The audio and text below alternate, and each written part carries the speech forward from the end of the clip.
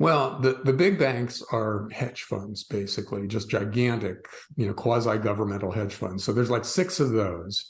And then there's all the other banks. And I think the theory is that we'll still have those big banks that own the Fed and own a big chunk of the government, because there's no reason for them to go away, because there's no one who can make them go away because they own all the politicians.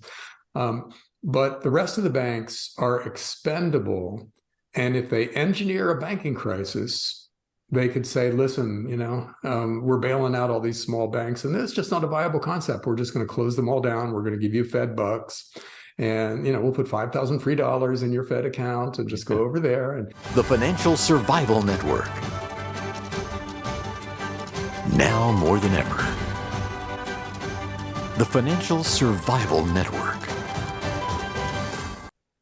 And welcome. You are listening to Watching the Financial Survival Network. I'm your host, Kerry Lutz. Well, we have got a lot to talk about today. John Rubino is with us now. Find him at rubino.substack.com, link in the show notes. Well, John, inflation is going down, so I guess we were wrong.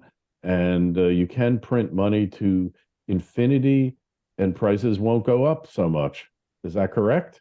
Hey, Kerry, we're at an inflection. I'm going to go out on a limb and say we're at an inflection point here where things are going to start going the other direction. Well, what happened was, inflation spiked because we created an insane amount of new money dumped into the system. And we raised interest rates in reaction to 10% inflation. And interest rates are now up enough to basically, I might want to say, break the back of inflation, because the last two inflation readings, which happened just last week, were disinflationary. The producer price index was negative and consumer price index was fairly reasonable, And the reason that that's happening is that interest rates at the level they've been for the last 6 or so months are breaking a lot of different parts of the economy. I just pulled up a chart of the lumber price as kind of an indicator of what's happening in the housing market. And lumber is down by more than 50% in the last 6 months, which means there's not that much demand from housing for lumber, because that was what was spiking it before, along with some supply chain issues. And housing is a big part of the economy. And Wolf Richter is doing some really interesting stuff on the commercial real estate market, where he's going out and finding office building transactions. And they're terrifying. There's a lot of different buildings that have been on the market for, let's say, I'll just pull a number out of thin air, $500 million. And it doesn't sell. They take it off the market. They bring it back on at 220 or something like that, and it still doesn't sell. Yeah. And so a lot of big developers and real estate investors are looking at massive losses, walking away. And what do they call that? Jingle mail. Jingle mail for office buildings, right? There was, in one of Wolf Richter's articles, there was a building that had a 100% loss, and that was why. They just turned it back over, and there were some derivatives attached to it that made it literally went down by 100% from the price that was paid for it not long before that. And the scary part is, that's already scary, because that's several $1 trillion that the government might have to bail out in the next year. But the local and regional banks that almost got whacked because of the Silicon Valley Bank failure, they had a near-death experience just recently. Now they owned a lot of real estate paper, because that's their business model, is to take in deposits, and then lend locally to real estate developers and mortgages and things like that. So they're on the hook for a lot of this stuff. So the banking crisis is going to enter a new stage if commercial real estate tanks. Oh, and the same thing with apartments too, by the way. The number of apartment purchases out there has plunged. In other words, nobody's buying apartment buildings anymore, and rents are starting to go down in a lot of places. So there's an awful lot of commercial real estate that is now out of the boom phase and into the bust phase. And there's a lot of losses that are going to be spread around out there. And that's really deflationary. So, like I said, I'll go out on a limb and say inflation is no longer a real issue. And we're going to be looking at the opposite, maybe deflation by year end, and we're going to be in recession. So the Fed is probably going to raise one more time, 0.25%, and that's going to be it. And most other central banks will have stopped by then too. So we're going to be in a very different market 6 months from now than what we were 6 months ago.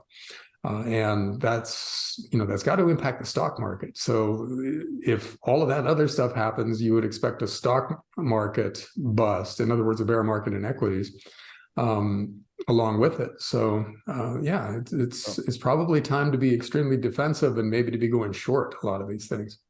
Yeah, well, I figured out what they can do with all those ghost malls out there.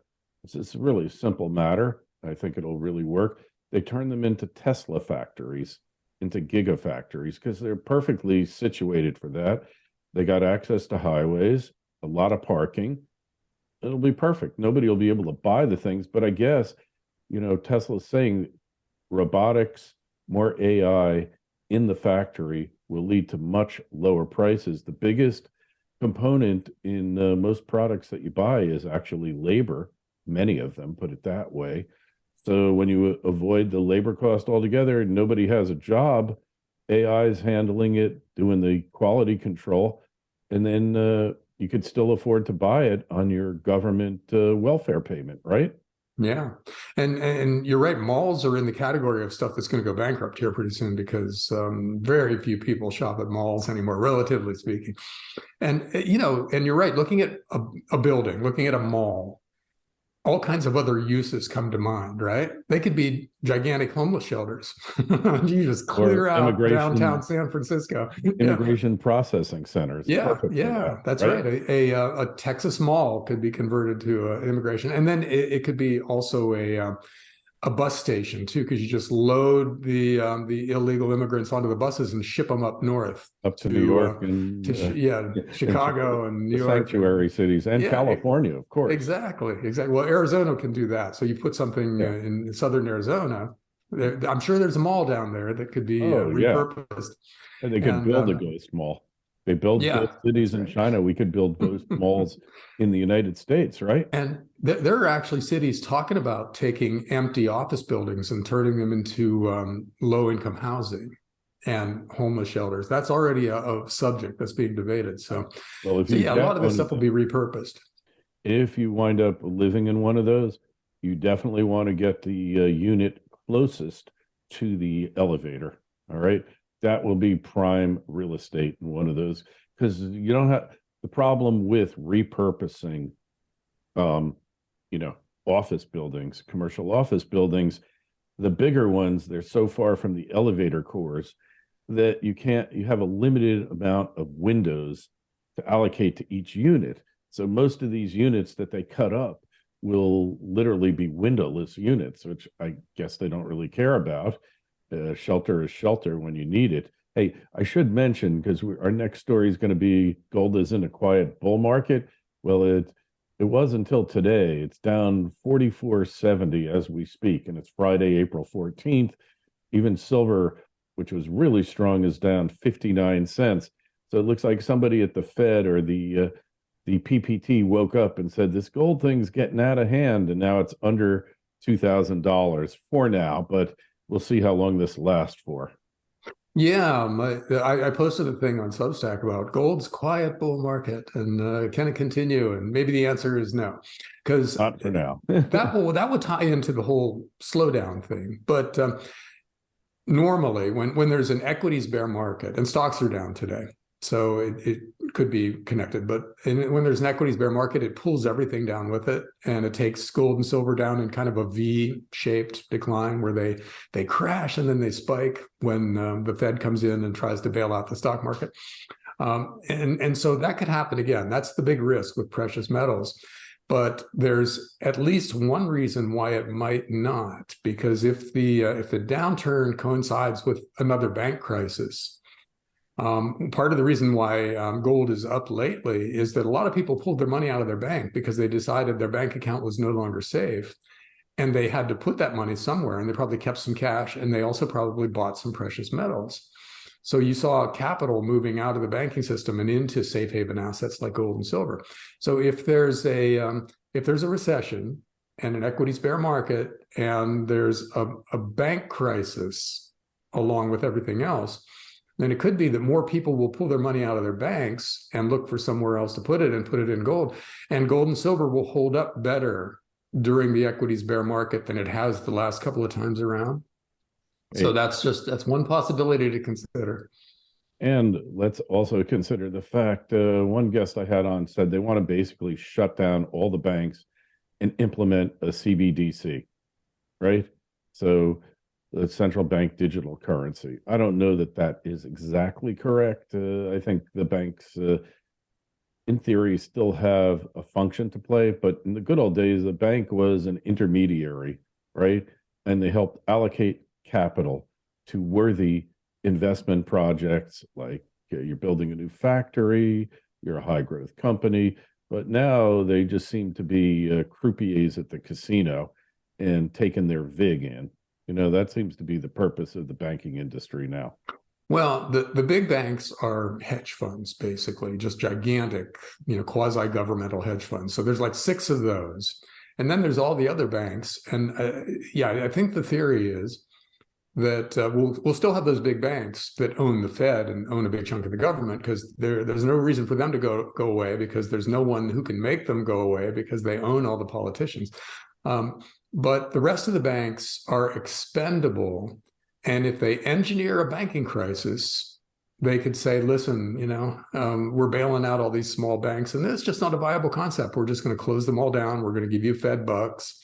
And, we'll put $5,000 free in your Fed account and just go over there. And, all right. and so they'll use that crisis as a way of transitioning to a government-run financial system and getting rid of all the little banks. I think that would be a catastrophe, of course. Yeah. But it looks like the kind of thing that these guys are capable of planning and executing now. So I don't think we can write off anything that happens in the next few years and say it's not a false flag. It might just be purely by accident, whatever happens. But there's a high likelihood that the next crisis is an engineered crisis. And it could definitely be what you said, where we get rid of the banks and we go to a central bank digital currency, and that is used as a means of control going forward. So we need to fight this. If they start doing that, we need to, pull some cash out of our banks, keep cash, and then buy a bunch of gold and silver, and then transact face to face. Use physical stuff to buy and sell. And in that way, try to hamstring the whole transition to central bank digital currencies. It's going to be a hard protest because they have unlimited amounts of money they can create out of thin air to tempt us into the Fed account. Yeah. But what I want to know go ahead. I want to know, if they set up a Fed account and they give me 5,000 extra, will they give me a toaster oven? Because I miss the days when banks competed on things like giving toaster ovens, clock radios. I know I'm dating myself there because nobody uses a clock radio anymore. You have a phone, but all sorts of maybe we should come up with a gift list for when you open your CBDC Fed account, your Fed phony money account, and you could get like a list of gifts and to get you to put your money there. They can totally do that. Only it won't be toaster ovens and things. It's going to be thought-controlled wheelchairs and AI-driven sex bots and things like that. They know their target market. They'll find a way to convince us to come over. If they give me an AI girlfriend, an AI bot girlfriend, I'll sign up. All right. Plus 5,000. I got to get the 5,000 because I got to take her out to dinner. Virtual dinners and dates. It's expensive these days because of the inflation. Well, you know that they're doing their market research right now, and they're focus grouping what kind of stuff they can give us and seeing what works. And yeah, I think it's going to be stuff like that. Yeah. So that'll be the amusing part of the process. But we got to keep in mind that our wheelchairs and our sex bots are going to be spying on us, just like our Fed account is. Just like our refrigerator. My refrigerator is in with them. I'm convinced. I'm just worried it's going to testify against me. Do you have one of those camera door things that? No, but it's okay. Web enabled, man, and God only knows what it's been doing while I'm not watching. Yeah. Years ago on dollarclass.com, I did a post called "Don't Let Your Thermostat See Where You Hide Your Gold" or something like that, and that's basically that's reality now. We have to be careful about what our appliances are seeing. And I think most people are not, because we're not used to being afraid of what our refrigerator is going to do with our data. So, hey, maybe you need a privilege for your appliances so they can't testify against you in a court of law. Hey, other news, de-dollarization, Brazil, France, nobody has any respect for the United States anymore. And if you look what's going on in Washington, who can blame them? It's nuts. I think the biggest part of the whole de-dollarization story right now is how unafraid everybody is of the U.S. Literally, the president of France and the president of Brazil just in the last week said, we need to get away from this whole dependence on dollars thing, and let's trade in our own currencies. And these guys never would have said that 10 years ago, because they would have been afraid of 2 years ago. Yeah, okay, 2 years ago. Yeah, because the CIA would have been down there with a poison umbrella or a fake news channel that's stirring up a rebellion or whatever.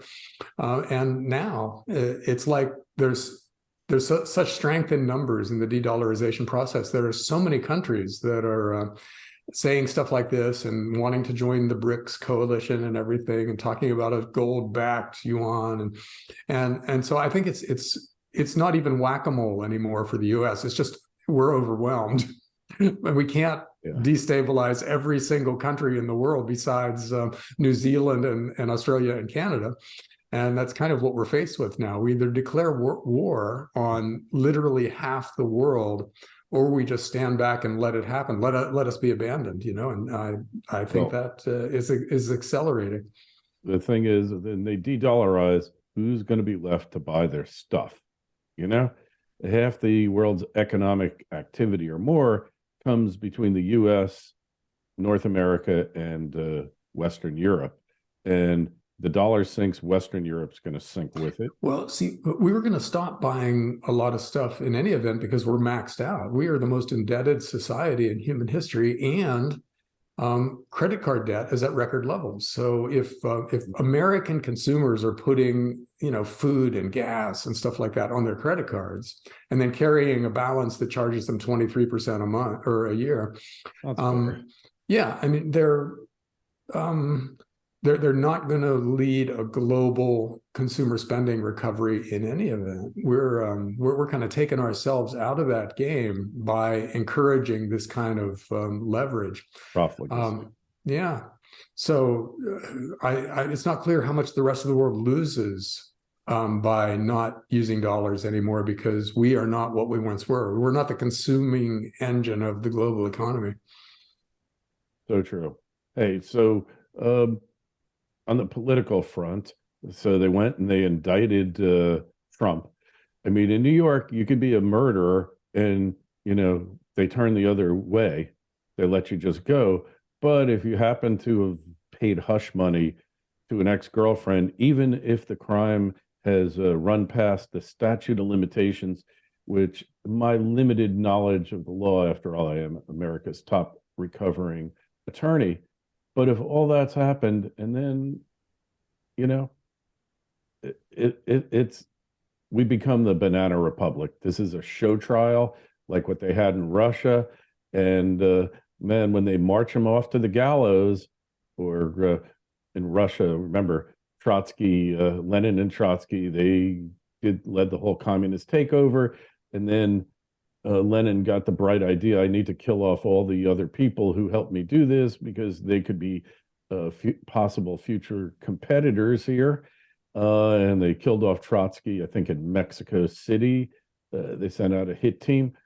When we start criminalizing our politicians for crimes, imaginary crimes, forget about the crimes they actually committed, we've become a banana republic.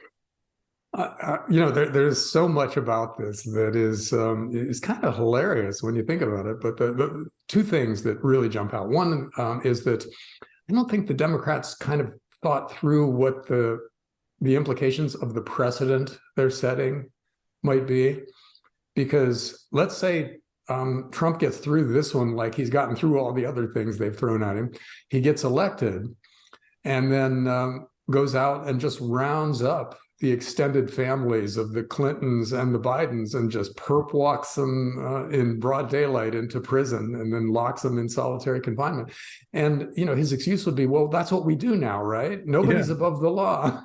Perfectly acceptable. And the Democrats would have brought that on themselves by people doing something like this. People that live in glass houses really got to be thinking about throwing stones. And look, we're not politically oriented because this is a family show, but the Chinese have just gave a huge document dump on millions of dollars of payoffs to the first son and first crackhead, Hunter Biden. And it looks like, I think the only thing that would stop an impeachment is the fact the alternative is so bad. And if they get rid of her, then who comes into office then? Who's the Speaker of the House now? What's that guy's name? I can't even remember now. Oh, so if they indicted the top two Democrats, then the Republican gets to be the president? McCarthy, yeah. Yeah, he's third in line. Nancy Pelosi was third in line. That's another interesting angle there, isn't it? Yeah. Okay. Well, we are a banana republic, like you said. Anything is possible here because we basically taken the whole constitutional rights, rule of law thing, and just weaponized it. So it wouldn't at all be a surprise if this is just a back and forth thing now until we're exhausted and we give up and somebody finally gets elected that promises never to do it again. But what? Military or a total dictatorship takes over. Well, the end result of every empire that collapses, eventually you have a dictator. When political parties basically go to war with each other and throw the rule of law out and just do whatever they have to do to win, you usually end up with some kind of a colonel who gets a little private army together and takes over the government and promises elections in 5 years after all the corruption has been cleared out. And you know what? We're on that path. I hope we don't keep on walking that path, but a lot closer than you might want to think. But hey, if somebody else can figure out a scenario where the U.S. finds its former greatness and becomes a leader, the beacon of the free world and all that, I will send you a case of Bud Light. Okay. The Bud Light story is funny, but also really dark. And basically the story is, as everybody knows it now, they're trying to broaden the audience for Bud Light, and they're broadening it a little further than anybody expected, and it's generating a backlash. The important thing to understand about this whole thing, though, is that while we're distracted by these kinds of battles, the 1% are just happily draining us dry. They're stealing continuously from everybody else, and then trying to distract us with social issue battles that keep us from paying attention to the theft that's going on. And so they're loving this. It wouldn't be a surprise if it was The Budweiser thing was part of the plan that Anheuser-Busch just had to take one for the 1% team here in order to keep us distracted for another 3 or 4 months. And then who knows what comes after that.